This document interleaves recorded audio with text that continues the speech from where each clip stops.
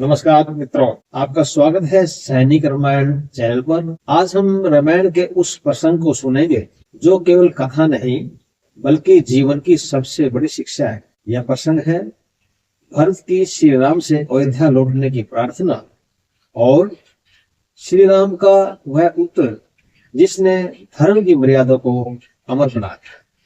इस कथा में आपको प्रेम मिलेगा, त्याग मिलेगा, आंसू मिले और साथ ही ऐसा संदेश मिलेगा जो मनुष्य को मनुष्य बनाता। तो आइए चलते हैं उस वन में जहां भरत अपने बड़े भाई श्री राम के चरणों में गिरकर रो पड़े थे। जय श्री राम। साथियों, गलियां, अयोध्या की सूनी गलियां, जिस अयोध्या में कभी मंगल गीत गूंजते थे, जिस अयोध्या में दीपों की रोशनी से रात दिन जैसी लगती थी, आज वही अयोध्या सन्नाटे में डूबी हुई थी। घर घर में रोना था, गली गली में दुख की आवाजें थी, हर व्यक्ति का चेहरा उतरा हुआ था। कारण केवल इतना था कि श्री राम अयोध्या छोड़कर वन चले गए थे।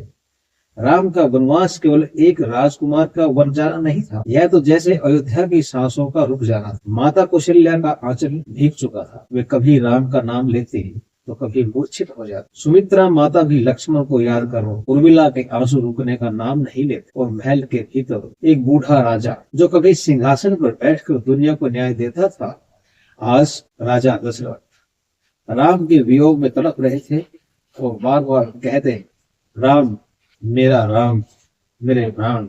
और अंत में राम का नाम लेते लेते दशरथ जी ने प्राण त्याग दिया। उस दिन अयोध्या में केवल राजा नहीं मरा था, उस दिन अयोध्या की खुशी भी मर गई। उधर भरत अपने ननिहाल में थे। जब उन्हें संदेश मिला कि अयोध्या बुला रही है तो भरत के मन में बहुत खुशी दौड़ गई। वे सोचने लगे, आज तो भैया राम राजा बन चुके होंगे, आज मैं उनके चरणों में जाकर प्रणाम और अयोध्या में उत्सव देखूंगा। लेकिन जैसे ही भरत अयोध्या पहुंचे, उनकी सांसें रुक गई। नगर में कोई गीत नहीं, कोई उत्सव नहीं, कोई जय घोष नहीं, केवल मातम और सन्नाटा। भरत ने रथ रोका और पूछा, यह कैसी अयोध्या है, यहाँ खुशियां कहाँ चली गई? लोगों ने भरत को देखा और रोते हुए सिर झुका लिए। वे दौड़कर महल की ओर बढ़े और जैसे ही अंदर पहुंचे तो देखा राजा दशरथ का शव रखा। भरत के हाथ पांव कांप गए, उनकी आंखें फैल गई, उनका गला सूख गया। वे पिता के चरणों में गिर पड़े और फूट फूट कर रोने लगे। पिताजी, आज मुझे आप छोड़कर कैसे चले गए? मैं आया था राम का राज्याभिषेक देखने और मुझे यह दृश्य मिला। जब भरत को सत्य का पता चलता है कुछ देर बाद जब भरत को पूरी घटना बताई गई कि कैसे उनकी माता कैकेयी ने 2 वरदान मांगे और राम को वनवास भेज दिया और भरत को राजा बनाने का आदेश दिलवा दिया, तो भरत की आंखों में आंसू नहीं आज भरत तुरंत कैकेयी के पास पहुंचे और कठोर स्वर में बोले, माता आपने यह क्या कर दिया? आपने राम को वन भेज दिया, आपने पिता को मार दिया और मुझे पाप का भागी बना दिया। कैकेयी ने गर्व से कहा, बेटा मैंने तुम्हारे लिए राज्य किया है, अब तुम राजा बनो। भरत ने कांपते होठों से कहा, माता यह राज्य नहीं, यह अभिशाप है। राम के अधिकार को छीन कर मैं कैसे राजा बन सकता? माता याद रखिए, भरत कभी भी ऐसा राज्य स्वीकार नहीं करेगा जो राम का हक छीन कर मिला हो। सज्जनों, यहाँ पर निर्णय क्या लेते हैं? अयोध्या की सभा में भरत खड़े, उनकी आंखों में दर्द पर आवाज में दृढ़ता थी। वो बोले, अयोध्या के राजा श्री राम हैं, मैं सिंहासन नहीं लूंगा, मैं वन में जाकर श्री राम को वापस लाऊंगा। सभा स्तब्ध रह गई, लोगों की आंखों में आशा की किरण जागी। गुरु वशिष्ठ ने आशीर्वाद दिया, शत्रुघ्न भी भरत के साथ चल पड़े।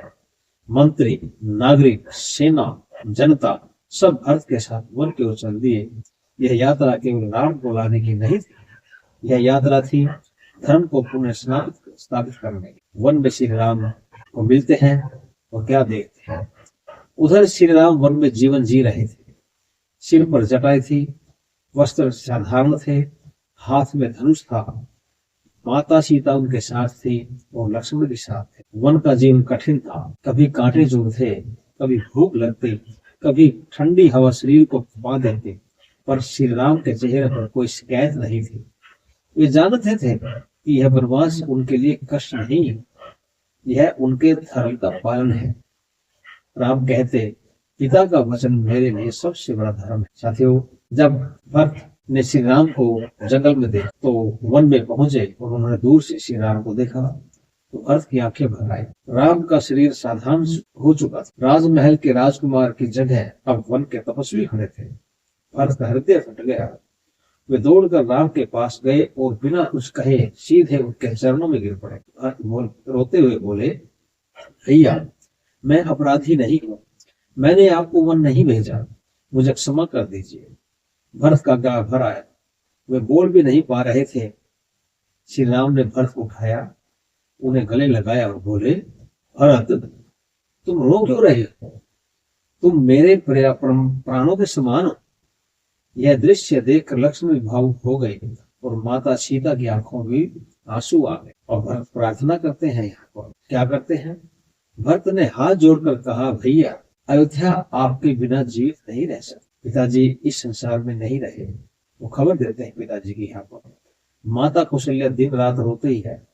हर नागरिक आपके नाम को पुकारता है। भैया, मैं विनती करता, आप अयोध्या चलिए, यह सिंहासन आपका है, यह राजधर्म आपका है, आप ही अयोध्या की आशा है।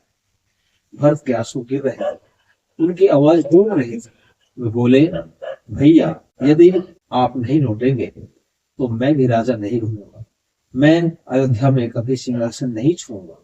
मैं तपस्वी बनकर रह जाऊंगा और जीवन भर केवल आपकी प्रतीक्षा। मित्रों, यही कारण है कि भरत को रामायण का सबसे त्यागी पात्र कहा जाता है। उन्होंने त्याग किया है। यहाँ पर श्री राम उत्तर क्या देते हैं, सुनिए।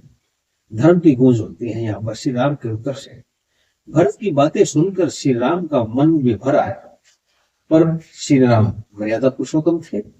उन्होंने भरत के सिर पर हाथ रखा और शांत गंभीर स्वर में कहा, भरत, तुम्हारा प्रेम मेरे लिए अमूल्य है, तुम्हारा त्याग संसार में दुर्लभ है, पर मैं पिता के वचन को नहीं तोड़ सकता।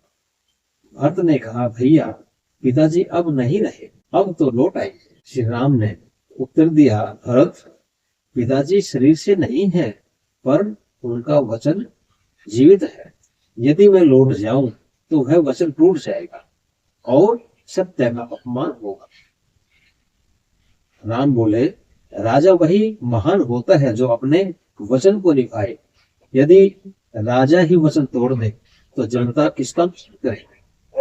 राम ने कहा, भरत, 14 वर्ष का वनवास मेरे लिए कठिन है, पर धर्म के मार्ग से हटना उससे भी कठिन है। राम ने जो कहा वह आज भी सज्जनों जीवन का सबसे बड़ा नियम है, अपने वचन पे रहना। अब वहां पर भरत टूट जाते। भरत ने सुना और उनका हृदय टूट गया। वे रोते हुए बोले, भैया, मैं कैसे राज्य चलाऊं? लोग मुझे दोष देंगे, मैं यह कलंक नहीं सह सकता। भरत ने कहा, भैया, मुझे मर जाने दीजिए, मैं आपके बिना अयोध्या में रह नहीं सकता। यह सुनकर श्री राम ने भरत को कसकर पकड़ लिया। वो बोले, नहीं भरत, तुम्हें ऐसा नहीं कहना चाहिए। तुम्हारा जीवन धर्म के लिए है, तुम्हें अयोध्या की रक्षा करनी होगी। यह संवाद सुनकर आज भी आंखें नम हो जाती हैं। सर, अब यहाँ पर भरत बोलते हैं, मैं ऐसे नहीं जाऊंगा, आप अपनी खड़ाऊ मुझे दे दीजिए। और खड़ाऊ दे देते हैं श्री राम। तो खड़ाऊ लेकर के सिर वो चरणों की खड़ उतारी और भरत ने अपने हाथों में रख ली, सिर पे रख ली और बोले, राम, मैं स्वयं अयोध्या नहीं जा सकता, पर मेरी यह खड़ाऊ मेरी स्थिति का प्रतीक है। बोले, अब तुम्हें सिंहासन पर रख देना और राज्य चलाना। लोग जानेंगे कि राजा राम ही है और भरत केवल सेवक है। भरत की आंखों से आंसू बह निकले। उन्होंने खड़ाऊ को माथे से लगाया और सिर पर रख करके कहा, भैया, ये खड़ाऊ मेरे लिए सिंहासन से भी बड़ी है। मैं इन्हीं राजा मानकर अयोध्या की सेवा करूंगा। नंदीग्राम में भरत चल देते हैं, वापस आते हैं वन से, और कहां पर जाते हैं देखिए। भरत अयोध्या लौट गए, लेकिन राजमहल में नहीं गए। उन्होंने नंदीग्राम में एक छोटी सी कुटिया बनाई। वे साधारण वस्त्र पहनने लगे, जमीन पर सोने लगे, कम भोजन करते और हर समय राम का ध्यान करते। वे कहते, मैं राजा नहीं, मैं केवल राम का प्रतिनिधि। और अयोध्या की जनता भी जानती थी कि सिंहासन पर राम की खड़ाउन है और सेवा में भरत है। भरत ने सिंहासन नहीं धर्म चुना के त्याग किया। उन्होंने सिंहासन का, उन्होंने सिंहासन नहीं लिया, धर्म चुना।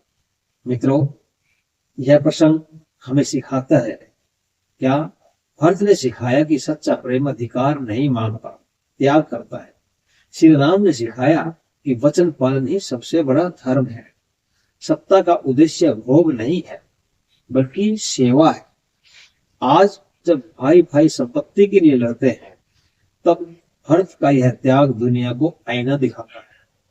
और जब लोग अपने वादे तोड़ देते हैं तब श्री राम की मर्यादा सत्य का दीपक बनकर चमकती है।